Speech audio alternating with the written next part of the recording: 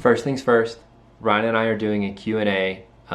If you want to have a question potentially show up in the video with your name, write your question in a comment below and we'll see if we can get to it. All right, let's go to the video. What's going on, everybody? You guys, can we talk about Love, Simon?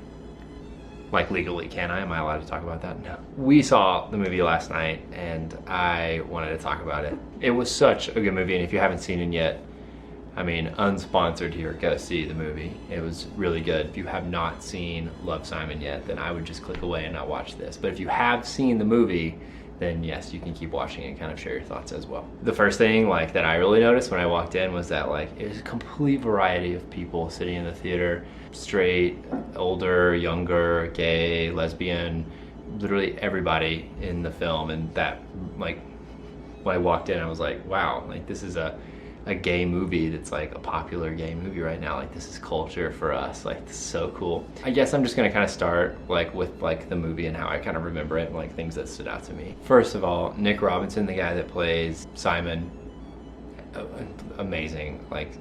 Very handsome, very well spoken.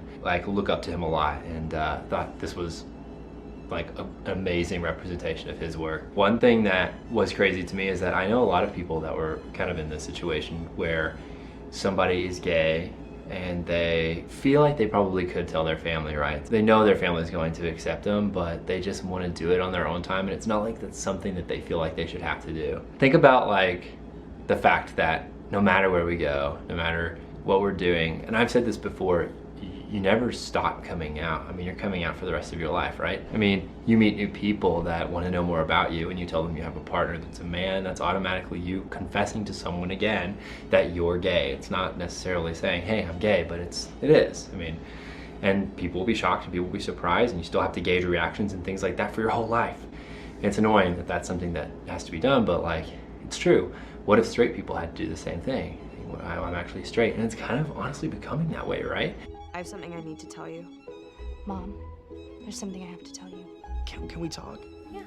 I like girls. I like men. You get that from your dad, is that? I mean, you can't just assume somebody is straight or gay, so they kind of have to say, oh, I do have a girlfriend, or I do have a boyfriend, or whatever. It's an awesome direction that we're going, I personally think, but then again, it's nobody's business and who cares, right? So that was something pretty relevant to me. I feel like I knew my family wouldn't care, and I really didn't care if they did, right? So their family was amazing in this movie. How awesomely connected did they seem, where it was so balanced. There wasn't much drama. Obviously, this is an exaggeration. It's a movie. I know that's not a real family. That's not how it is. Everybody's family has a little bit of something going on, but I loved what they did with that family in the movie. It was really good. Oh my God, his sister, you guys, was she not the sweetest thing? The girl that cooks? Yeah, I loved her. She was amazing. She reminds me of my little sister a lot too. Whenever they introduced the character Blue through the emails, that somebody came out on a school message board, first I was like, what is a school message board? We didn't really have that whenever I was in high school. I mean, what do we have, AOL, Instant Messenger? Blue posted right on a school message board saying that he had the secret and that he was gay, which I feel took a lot of guts. Anyway, that's something that's really cool. And I mean, we've all had those internet pen pals, right? That I feel whenever I was that age, I used video games and there would be boys on there that I would talk to and feel like I had kind of connection with, somebody I could talk to without the risk of them telling everybody. And that's kind of how it felt. And the relationship that Blue and Simon had was so cool through these emails, and it felt I kept getting that catfish, oh my gosh, he's actually not gonna be at the school, he's gonna meet some old guy or something like that. I'm just so scared of that for him, but I mean, that's so cool that it ended up working out. But anyway, so their little romantic chain back and forth on their email was adorable. I was in every time they would show his nose and below talking, and they would just be getting so excited, and it was the first guy that he had been talking to, and it was so sweet. Oh my gosh, we were tearing up in the theater just at that. Everything was so good. And then that guy Martin blackmails him because he finds his emails and says he's gonna tell.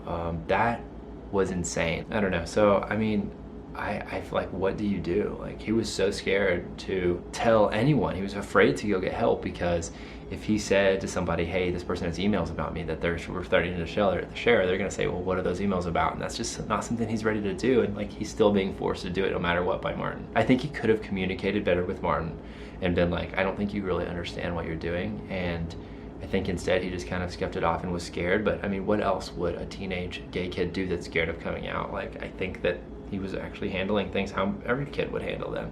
It just sucks that Martin was such a douchebag. When Simon eventually got up the courage from Blue to tell his friend in the car that he was gay, Abby, I think was her name, that was so relevant. I feel like we all tell somebody that hasn't been super involved in our lives forever. I feel like you don't really confide in that person at first, you know? I think about it, for me, I told my friend Chad, like, just this guy that I had been in class with that was straight. I knew he was straight, and like had become pretty close friends with him. And I feel like we had been texting one night, and it's something that I wanted to get off my chest to somebody. So I knew he was a good person that I could sit there and tell, and I confided in him. Not my best friend of 10 or 15 years, not my parents or family or siblings or whatever. It was that kind of person that was so relevant for me. And I felt like, I mean, you don't want to tell somebody that it's going to have a huge impact on you right now, but somebody that you can talk to and like kind of bounce back and forth, like, how can I tell these other people? Or you know that this is still me. It's just such a good practice run, pretty much, to tell somebody like that. It was so clever of them to include. So after the whole event where Martin did the whole stupid mascot thing, like to confess his love for Abby or whatever, and then decides that he's been embarrassed by this now and is gonna ruin Simon's life, is what he thinks he's gonna do, and posts the emails. You know, the leading up to that, like, I don't know what I would have done differently from Simon either. Like, if somebody was threatening me with something that I felt was so important, like, you're gonna kind of do what they say. I mean, at work they tell you, if somebody's gonna rob you, just give them the money, right? I mean, you like, protect yourself, right? You don't want to get hurt. I understand, like, he was afraid to tell Abby that he was being blackmailed, because then everyone would know. Like, I think it's a hard situation because you don't know like how they're gonna react. It's just so complicated, and I feel like the only thing that like he could have done was kind of try and communicate more. But I mean, that's hard to do, and I understand that whenever you're at that situation, right? But yeah, so whenever Simon told his parents, I was panicking. I was like, what's about to happen? Like, they're gonna overreact. They're gonna make him feel uncomfortable. Obviously, we know up to this point they were probably gonna be cool with it, but like, just from his dad earlier calling someone gay or something like that, obviously not offensively, but still, like, how are they gonna react? And then his dad actually reacted a little bit differently than I thought he would. His mom was really cool, but his dad was like upset kind of, and I was like, I don't feel like he would have really been that upset, but maybe he just felt guilty, and that's kind of what we find out later. But still blew me away. Made me so emotional. Yeah, I don't know. It was cool that his mom was supportive. And then that whole period there where he was just so alone and kind of thinking through things himself, and then I think he realized that through like good communication, which could have helped all along, right? He could kind of reach out to his friends and his family and kind of tell them what his reasoning was and like what was happening, and apologize for not communicating earlier, and then everything was kind of better, right? When he had his one-on-one with like his mom and his dad, I was bawling. Just like when they were saying that they still love him and how like he needs to be himself, and his mom was like, this is your time to exhale. That was so true. Is that, I mean, think about it, right? When you come out, it really is an exhale like that. It's just something that like you've been thinking about doing or thinking about telling people, and then once it's kind of out there, you can kind of start doing your own thing.